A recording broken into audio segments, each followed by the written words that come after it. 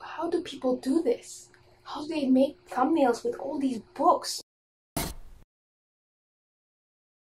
Hello! Don't mind the background noise because I have been trying to fix that but it's not working. So, today I'll be talking about books that I have read recently, or in other words, the books that I've read in June and July, because I've been putting off on making all kinds of wrap-ups and because they're a lot of work, they're a lot of brain power, and I don't have. So yeah, I don't know, I have like 11 books to talk about because I've been purposely putting myself in a reading slump because I want to take a break from a lot of things. So let's get started. This is about a family who is experiencing or dealing with the aftermath of the death of their daughter, but they do not know how she died.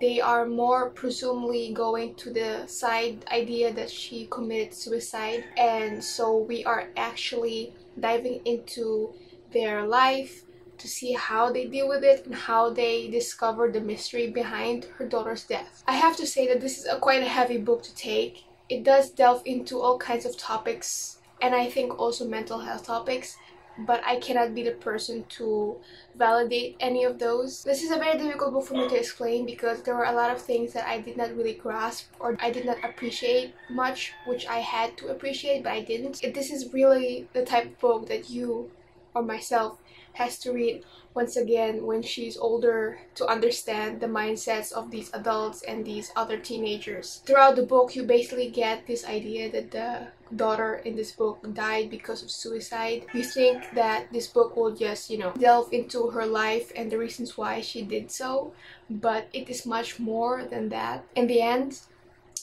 it's heavy. It's unexpected. It's actually kind of a very scary kind of scenario that you wouldn't actually imagine or make yourself imagine. Having that all tied up in the end of this book just makes everything so much more sad. It's just very difficult to say how this book is memorable despite the things that I did not take lightly.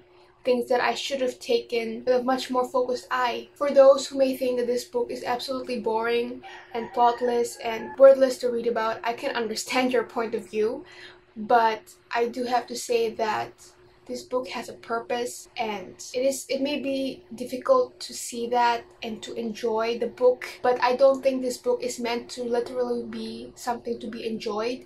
It is more for something that you read it, feel purpose for a certain thing. I could not give this book any rating because I just can't. It's as if I give this book a rating, I'll put it in a box that it's just as it is, that rating is how this book is, and I don't want that to be in any case because this is so difficult to rank. Long Way Down by Jason Reynolds.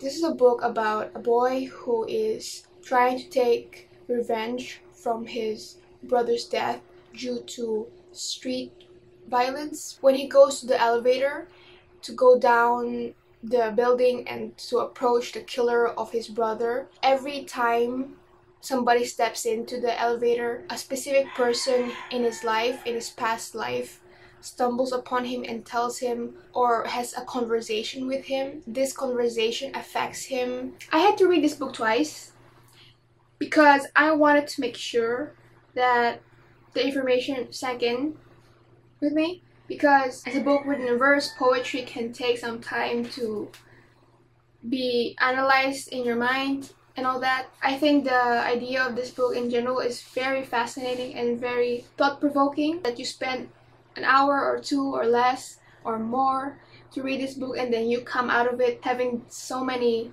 thoughts and realizations, and I think that is so incredibly powerful.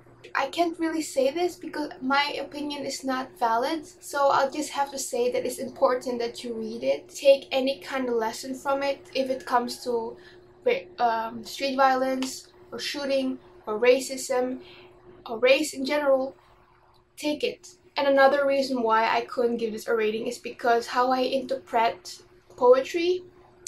My experience definitely plays a role in which I interpret things. So when I give things a rating, I use my interpretation to say how I saw it or how I liked it.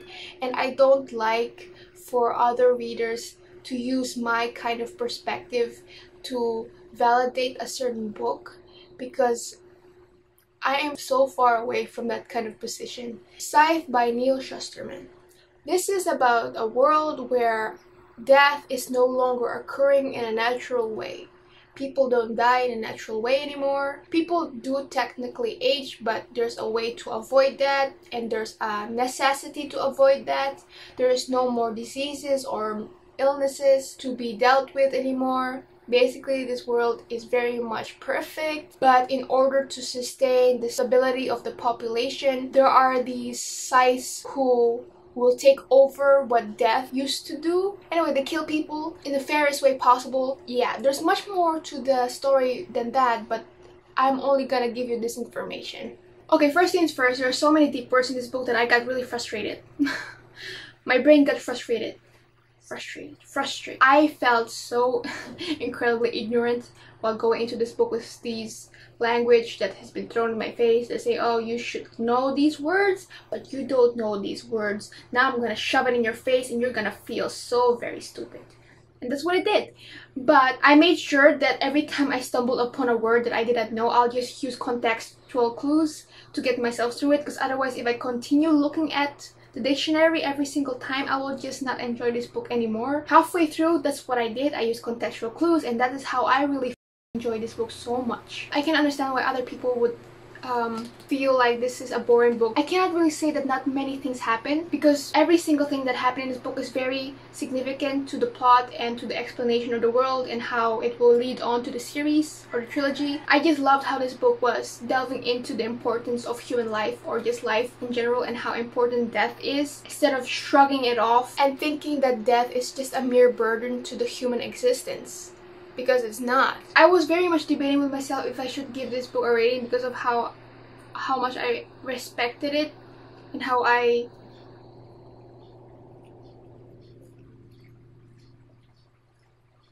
emotional connections was driving within the story, but in the end I think I gave it 4 or 4.5.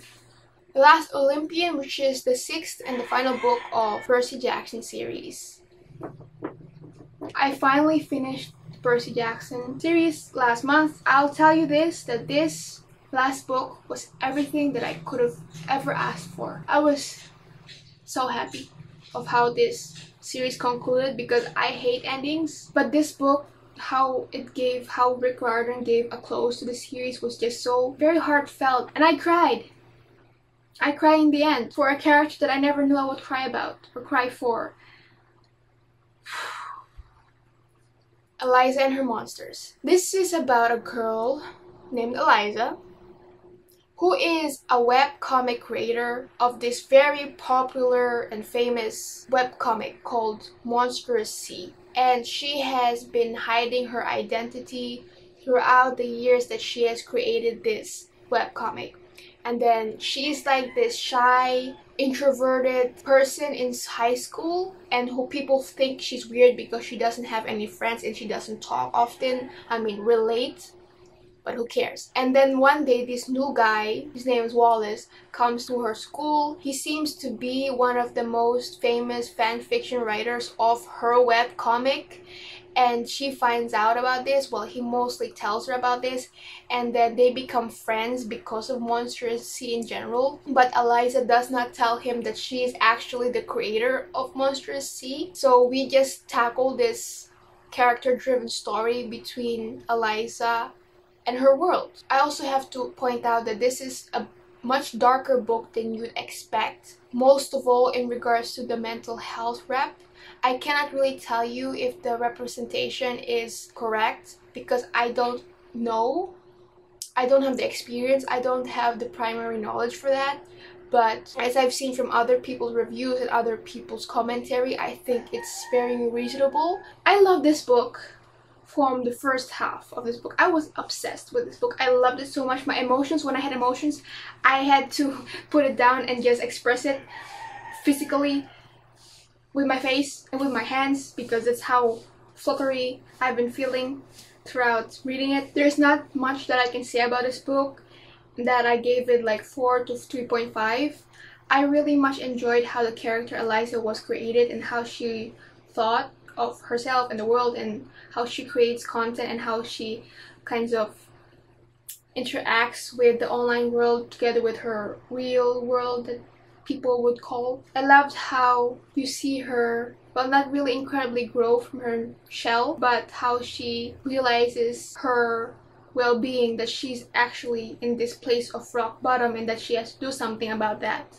Simon versus the Homo sapiens agenda. This is about a boy who is named Simon, who discovers that he is gay, and he is in this ordinary high school life, and he has to find a way how to tell the world, or most likely his family and his friends, and how he is very scared how the world will see him if he comes out. And then he finds this person online called Blue, where he exchanges emails with, because Blue is also gay but he isn't out yet either. So they communicate and create a bond, and something more than a bond happens, or more than a friendship bond happens.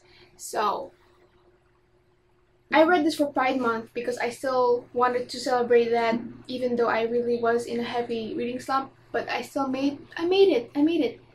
I love the most is the friendship group in this book. I think that friendship group is something to die for.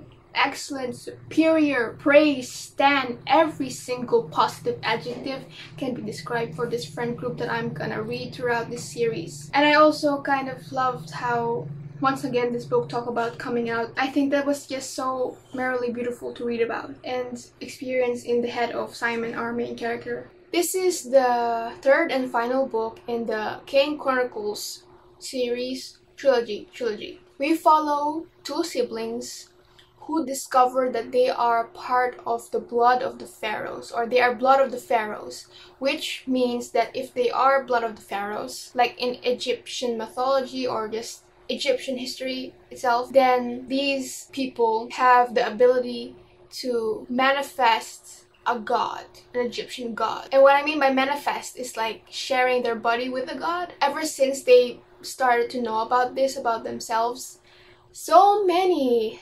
catastrophic things happen in their path, because you know that's how plots will go. I think it was a mistake of mine to read this book without rereading the two other books beforehand, because I completely forgot the magic system and the purpose of the characters and the purpose of their missions, and that is how I delved into this without knowing any kind of thing. I actually tried to read this book 3 times last year, but I never really got into it. I got incredibly bored, but happily in this 4th push through, I was able to finish it. There are still things in the magic system that I still don't quite get, and maybe that is because I don't remember it thoroughly, but I still love how it is. It has to do with Egyptian mythology and magic and wands and spells, and I gave this book I think about 4 or 3.5.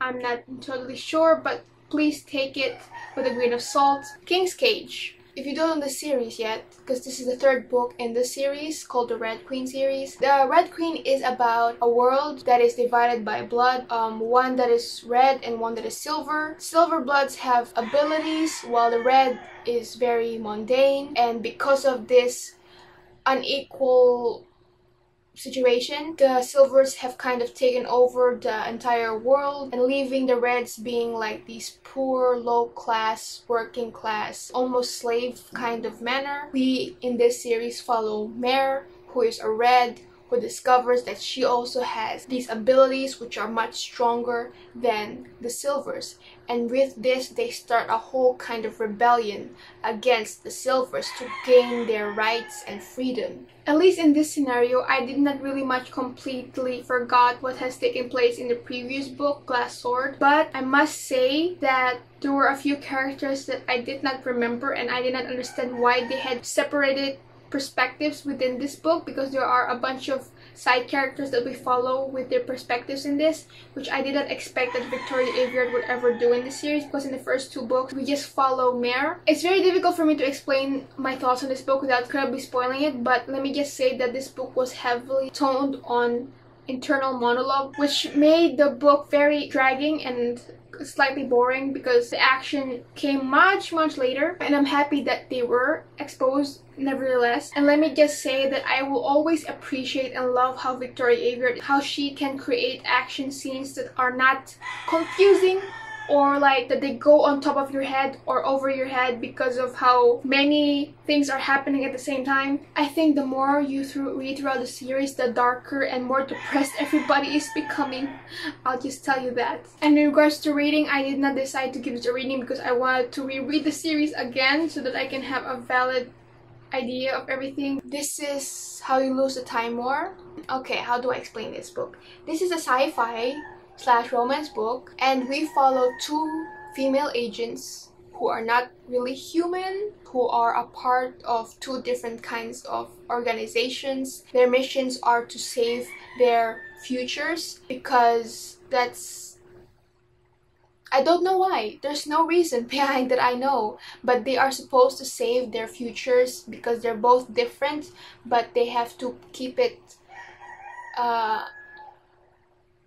they're supposed to keep it in check throughout this journey of theirs doing this saving. They exchange letters, and through these letters something forms between these two that you really want to read about because it's gorgeous. This is a book that I have buddy read with Jarm from Jarm's Chapter. Check out her channel, she's incredibly dope. And there's a lot of symbolism, there is a lot of complex words, there's a lot of fusion throughout my experience of reading it. What really drove us to continue reading this book despite our brain cells being crushed in so many tiny particles is because of the letters that have been included in the story, because those letters are like top tier. Those letters were incredibly just so romantic and so beautiful and so precious and wonderful. And let me also say that even though the confusion is very much evident in my experience of reading this book, the way that this is written, how the atmosphere was coming into my head was still so very much evident and incredibly seen. Even though I was confused of everything was happening, I still saw how everything was. Like my brain could still stimulate how everything looked, and that is such a talent, to be honest. I think this book is incredibly special. Not only the book itself, but also my experience with the book, about reading it. I was not able to give this book a rating as well. As I already said, I cannot put it in a box. Guts by Chuck Palahniuk. I have no idea how to describe this book. This is just a very short book about a dude experiencing all kinds of disgusting things. I said that was a mistake, eating while reading this book, because this book was kind of disgusting. The reason why I thought it was is because of how the situations that happen in the book are very much realistic. They could very much happen to people in real life. I like books that make me uncomfortable because I think that when you read a book and they make you feel things, not only just happiness or sadness, but really make me feel on edge, I appreciate it because I learn from how they do that. So thank you, Jarm, for recommending it. I have thoughts about it a few times a week. Blood on the Tracks. I gave this manga 2 stars, but I'm trying to see if I could put it into 1 star because it was not really great. You better go into without knowing anything, but for your sake I'll just say that it's about a mother and a son who have problematic issues. The mother is very much psychotic while the son is just traumatized by his own mother. What I do have to appreciate about this manga is that how very much expressive the drawings are. Like there are these times where the face of the characters would just cover the entire page or cover an entire box, and then if you just look at it, it will just leave a mark on your brain, I have to say, because I still remember those faces so very much clearly. This is really a kind of horror book that intends for you to feel suffocated. At some point kind of irritating, but that's, I think, how the story intended to be so. I hope you're doing what you like to do and what you can do. My name is sakinavanes, and I'll see you in the next video. I'm done. I'm done. I'm done, and I can use this ice pack for something else now. Yes! Goodbye.